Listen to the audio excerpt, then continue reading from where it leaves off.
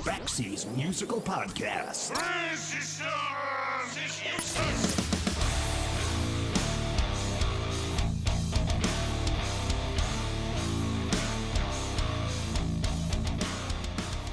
If you were around in the 1980s, then you are fully aware that there were some things that were indisputably true.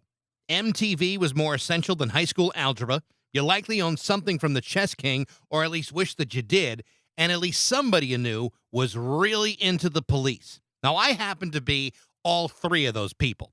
In 1983, the Police released their final album, Synchronicity. It was my junior year in high school, and Synchronicity was not only the biggest album of the year, it was their most successful album by a mile. And when the Police broke up the following year, we were all like, well, what do you mean the Police broke up? What are we supposed to do now? In other words, we weren't quite ready to give them up. So when the Police reformed 14 years later and went on tour, it was a massive, albeit temporary success. And in the end, Stuart Copeland, Sting, and Andy Summers resumed their successful solo careers, but at least there seemed to be some sort of closure with the band that brought them together. The truth is, I owned all of the Police records on vinyl, but in researching for this interview today with Andy Summers, I learned that Andy Summers' career is probably the most interesting of the entire band, dating back to as far back as the mid-1960s. And since the Police, he's gone on to release more than a dozen solo albums, released a half dozen film scores. He's written 8 books, including his latest collection of short stories entitled Fretting and Moaning, which I have since read since recording this interview.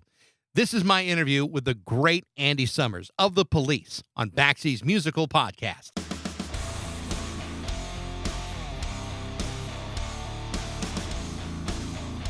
Thank you so much for doing this. I really do appreciate it. I've been a big fan since 1978, and I know. I wasn't born until 1987, so I don't know where you get that from. So about 2 years ago, somebody let me borrow your book, One Train Later, and for a variety of very questionable reasons, I've never returned the book. And I just finished rewatching for like the 9th time the documentary based on the book, I Can't Stand Losing You. And, you know, one of the things that occurs to me that for all the attention that was drawn towards Sting over the last 40 some odd years, I actually find you and Stuart to be far more interesting people. I quite agree. Totally agree. I'm the best one. No question. I mean, Stuart's father was the founding member of the CIA, and you were hanging out with guys like Clapton and Jimi Hendrix.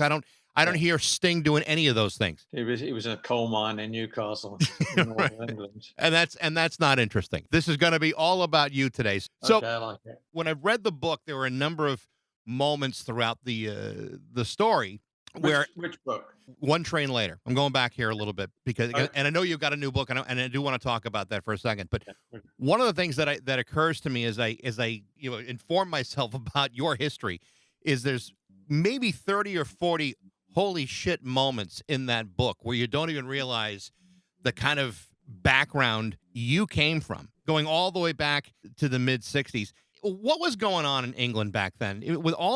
For whatever reason, the mid-60s on, it's like one great guitar player emerges one after another, whether it's you or Clapton or Peter Green or Jeff Beck. What was going on over there? Yeah, it is extraordinary looking back at that, marvelous moment, actually, the 60s, that it was so creative. That you could talk about this for a long time, come up with a lot of theories, but I think it was like really the recovery finally in Europe and England from World War II. The sort of depression and repression disappeared and it burst into this sort of rainbow colored culture. Everything was open, including electric guitar playing, rock and roll, blues, and white boys possessing this American music. And coming from, a small, tightly packed country that was pretty gritty in a way, right? Working class country that, had the right elements to produce, great rock music. And, somehow we had it's interesting, the empathy with American music that you don't find quite the same way in Italy, Germany, France, or Spain, but the Brits that sort of were able to sort of play the blues. It's interesting. It was a fantastic moment. And I think we're still getting, we're still the seeds of the 60s continued to proliferate and carry on in waves throughout the world. There's no question about that. It's interesting how how many of the guitar players in the UK were focused on American music, but yet around the same period of time, Americans were so obsessed with the music coming out of the UK. It was like almost like a Mm.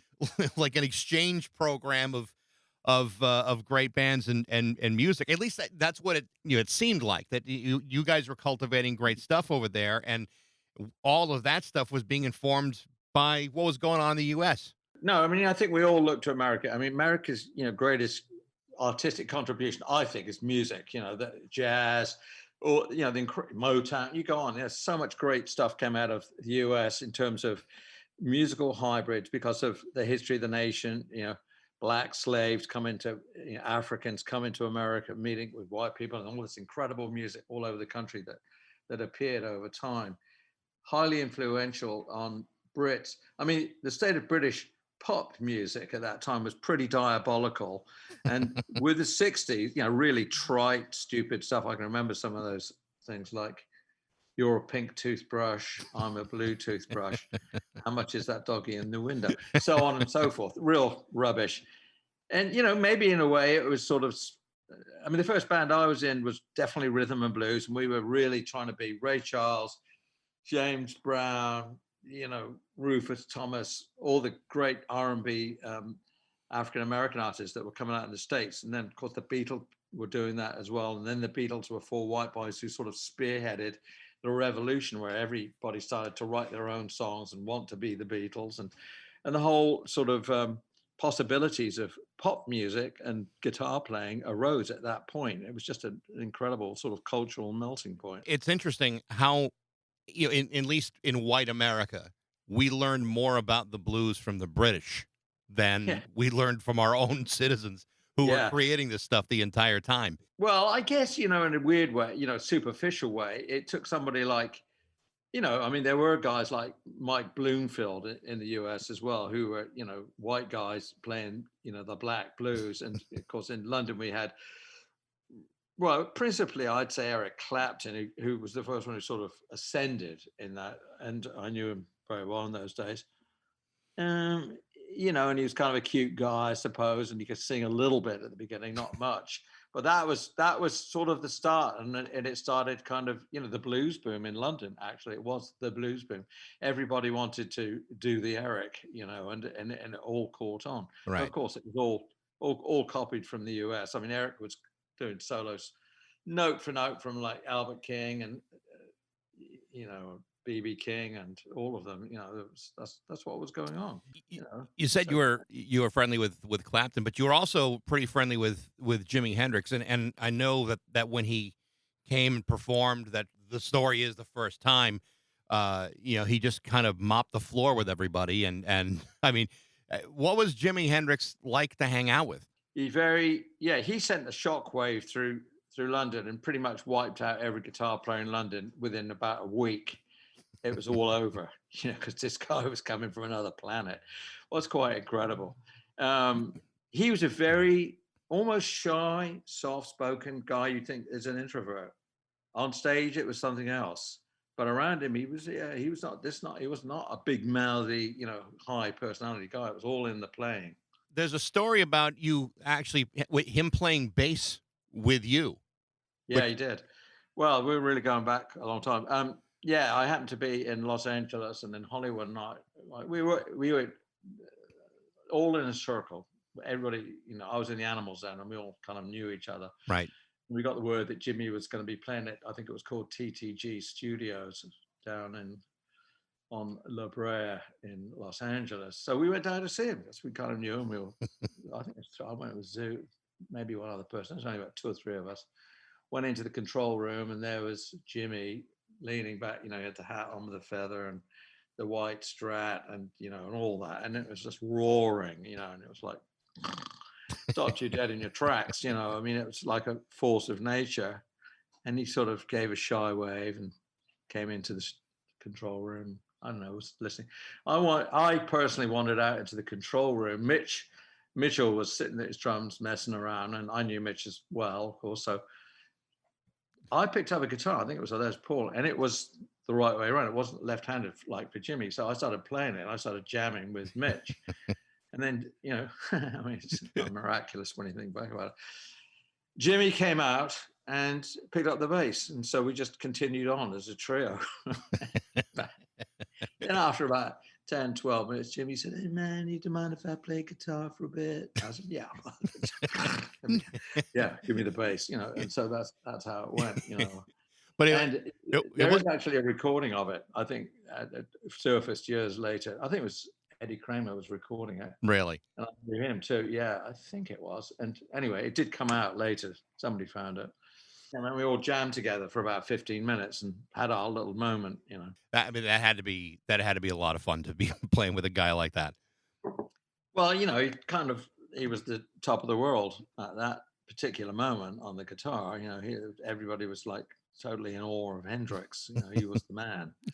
You talk about music being available in a way. I thank goodness for Spotify, because in the last couple of days I've been able to listen to Zoot Money and the Big Roll Band, and I even listened to Dantalion's Chariot just to kind of get some perspective on what those bands were like. And yeah, I mean it's cool to have that available to you, because I don't know if you can even buy a Dantalion Chariot record well, they anymore. all came out. I mean, it's an interesting story. This was my acid rock band that I was in until it ended with a bad car accident, and that was the end of that. It seemed like we were doomed. We had made an LP, a long player, and we actually had a hit with a song called "Madman Running Through the Fields."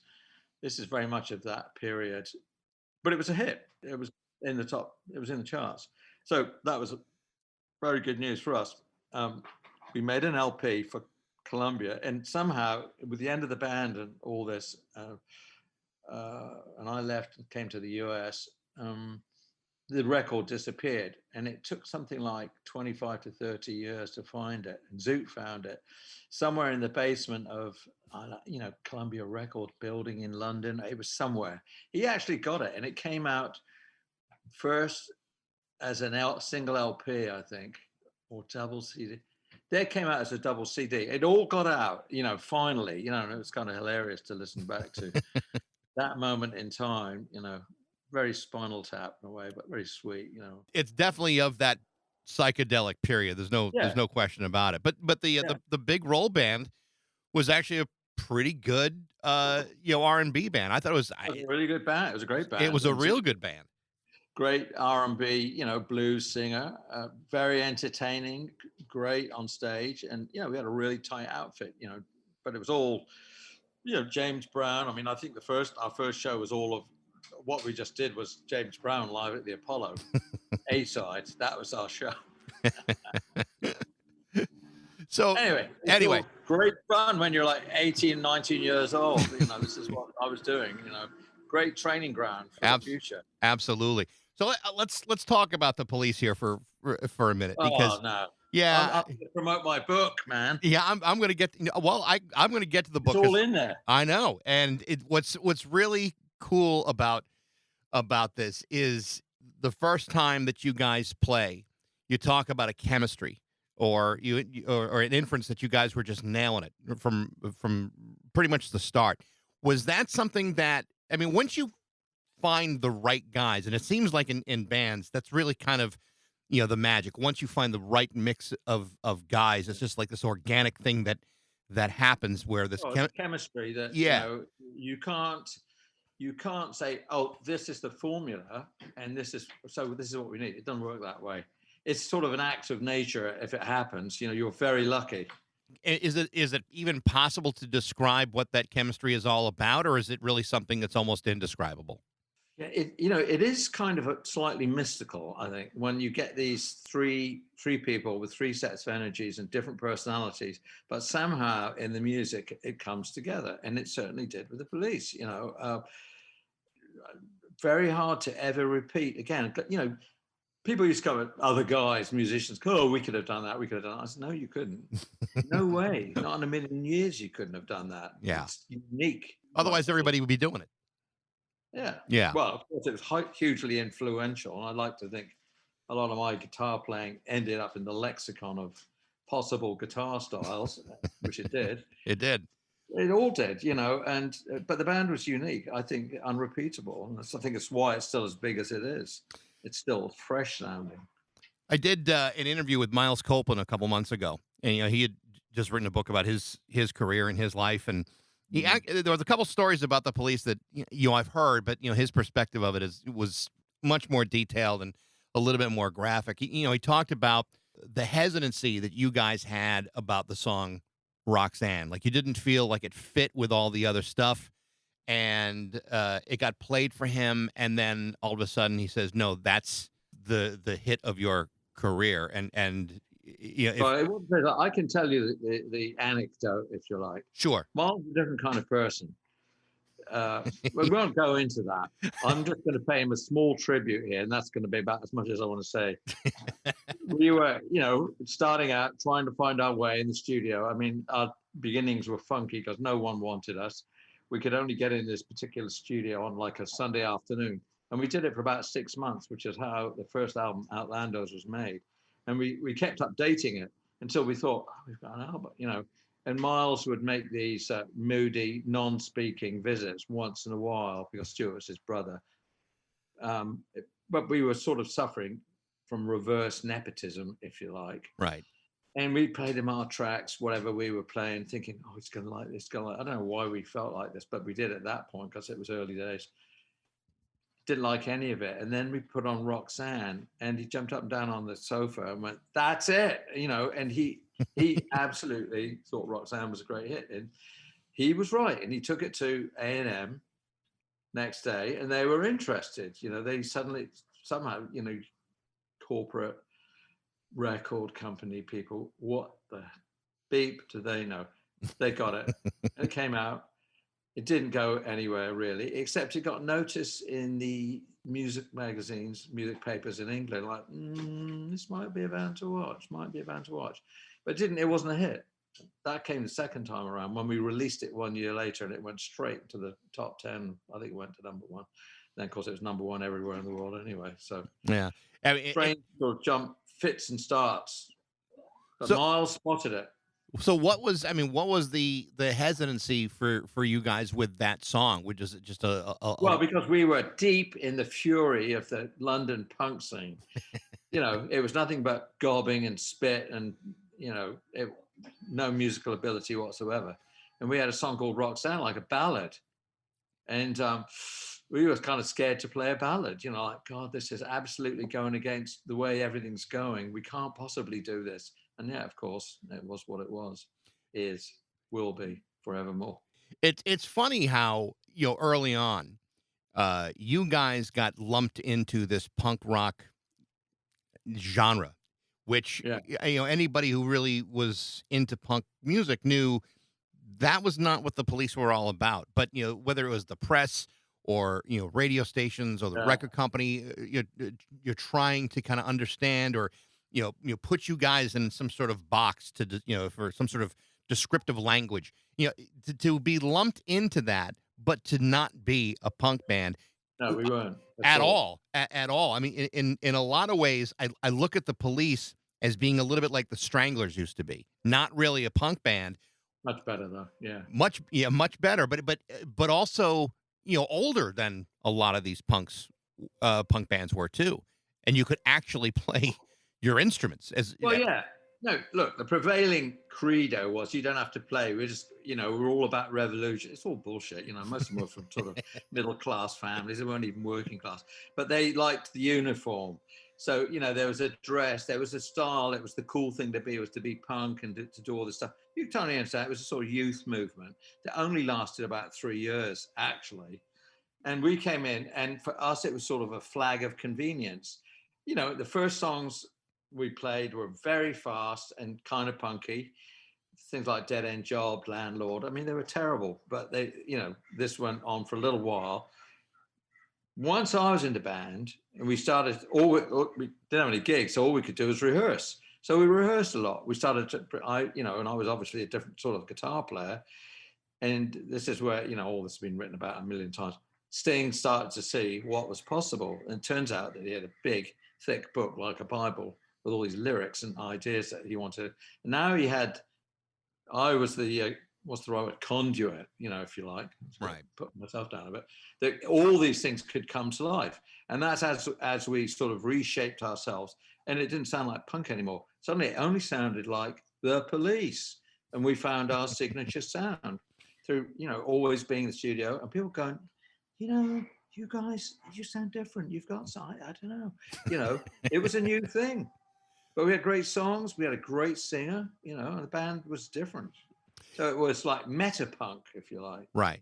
So I Actually, the word for it is, and which we found when we came to the States, was new wave, like the Talking Heads, like Blondie, like those kind of band. We weren't really a London punk band. right. It's something else. My high school years were like right in the sweet spot of your career. I graduated high school in 1984. So the years preceding that was, your most productive, best-selling years up to 83 with Synchronicity. And what's interesting, with interviews with people that I've talked to over the years, people who have had the most success kind of describe something that I've heard you describe before, and that is, the fantasy early on is, you want to be the biggest band in the world, but the moment you get there, you find that kind of success is actually pretty isolating and claustrophobic and disorienting, all at the same time. Once the band broke up and you went your separate ways, what was that transition like? To kind of be restricted, and then all of a sudden you have total freedom to do whatever you want. I mean, is it kind of like you're feeling like naked in public, or is it kind of like liberating in a way? Yeah, it's a weird mix of all that. It was very disorienting to suddenly not be in the band and have this fantastic entourage. We'd all been together for 8 to 9 years, and all you knew was the band, the business, the records, being a big deal, being like bowed down to everywhere. You were it. We were the hottest band in the world for years. Yeah. This was a very difficult transition to make out into the real world. And I was really like, I don't know if I said it because I'm a person who, generally speaking, has his feet on the ground. I'm not like some shithead. I'm not. I'm a guitar player, and to me, one of the things I think that kept my feet on the ground, I have to be able to play very well. This is how I ground myself. But even so, it was a very difficult period. The first 2 years, and things changed. I did some crazy shit, but what I think kept my feet on the ground was that I have to go in the studio and record, and I have to be able to do it. I can't, get drugged out and not be able to play or anything. And I missed the whole thing, but I was very famous. People were crowding around me. Anyway, it didn't make much difference. You wouldn't really know there was a lot of difference, except I wasn't doing the shows with the band. Right. I continued on and, gradually recovered. But I'd say it was a couple of years to really get sort of straight again and, be back into playing, recording, and I moved to LA, then I moved back to London. I was backwards and forwards. I was sort of all over the place, living in different places, and finally settled down again. Yeah, I hear the stories kind of over and over again about the pressure, and I don't know if it's like like self-created pressure or pressure from outside sources. That once you leave something that is great and significant to people, there's always this pressure that you want to replicate success, and in a real way, you can't just replicate. You just can't recreate the Police out of nothing, and that's why it sounds like a lot of guys don't get out of that rut in the way that you have. I mean, because you had a lot of, you've had a bunch of solo records. You've played with a lot of people. You've written a couple of books. Your photography of those years has been shown in galleries and has been published. I mean, there's a lot of things that you have done that have prevented you from falling into that situation where you're always reliving that one thing. Does that make sense? Well, it's a really interesting point that you make, and I think that's what this points to in a weird. Well, this is what's come to my head is: are you the real thing or not? Or are you just a guy that got lucky to be in that band and that was it for you? No, it wasn't. That band, for me, was a stepping point into having a genuinely creative career where I've made 15 solo albums, got a new one coming out, I've done books, photography show, blah, blah, blah, and continue to play for the rest of my life. That was the start. I think of it as the starting point, not like an end point. And we just got to keep trying to find some way to replicate that. I had no interest in it. I went a very different direction. So it's a good tester. You come out of something like that and have to sort of redefine yourself in the public eye. You think, because someone like me, and there are many of us, you think that there's always this audience there for you. Today it's a complete vanity. I suppose it's slightly tangible because now we have the internet and we have social media, Instagram, right. Facebook, Twitter, the website, and we all do this. I'm on it every day and people want me to be on it. And so particularly right now with the pandemic and all that, this is sort of the only gig. And so I go, okay, now how can I be entertaining, musical, creative on the internet, Instagram, and how do you do that? And so you have to start thinking along those lines. So, I'm a person who is creatively driven. I'm from one thing to the next thing, and that's what drives me on in life. And I enjoy it all. I've never got fed up with playing the guitar or anything, or writing or whatever. You talked about in the book this One Train Later, this transition from being a guy in a band to becoming an artist, where the creative process is what eventually and ultimately drives you. Like Yes. like that's the end game. It's not about selling 70 million records or having a number one hit for 17 weeks or whatever. It's the creative achievement at the end of the road that you see, and that's the goal. I think I think that's more satisfying for a lot of people rather than just this this unattainable recreation of unattainable success. That is what it is. And I felt personally as a musician, all that where I really got going was after the end of The Police. People go, oh, what, the problem with this gigantic success is that's what you're known for, and it's very hard to overcome. But you have to go on regardless. And right. Only authors feel it, musicians get it, singers get it, anybody in the artistic medium, if they create one thing that's really popular, the world wants you to just keep doing that one thing over and over, but it's impossible.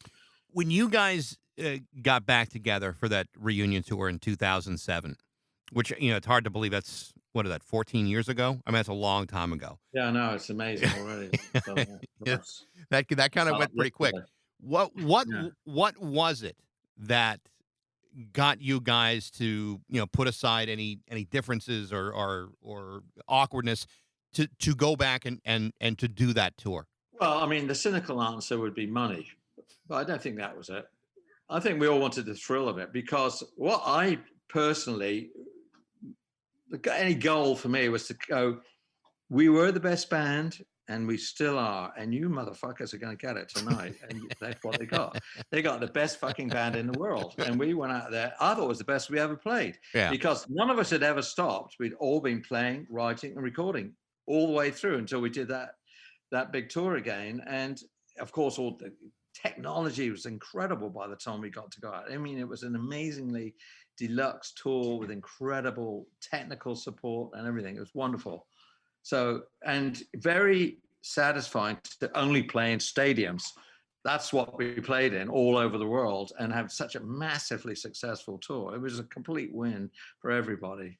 Do you see a possibility of that ever happening again, or is that ship kind of sailed at this point?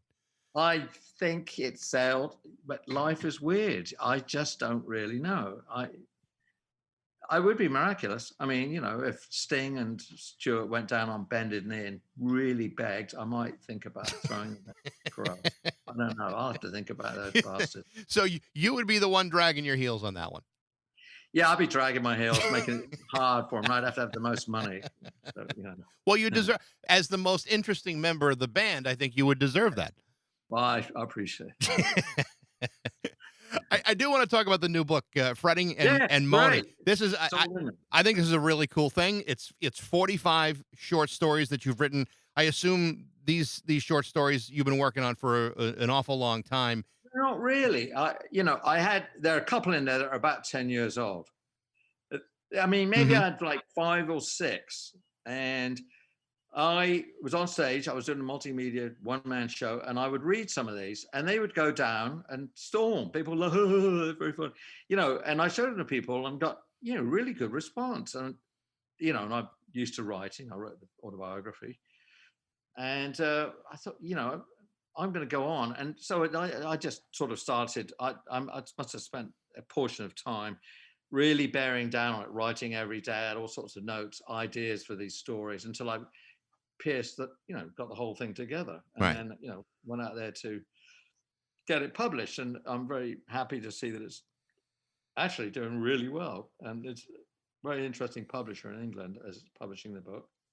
And there's a couple of different versions of it too. I mean, there's some. Yeah, there's like 4 verses, like the ultimate, where I come to your house and we have children together, and and then we make a commitment for life. That's number 1.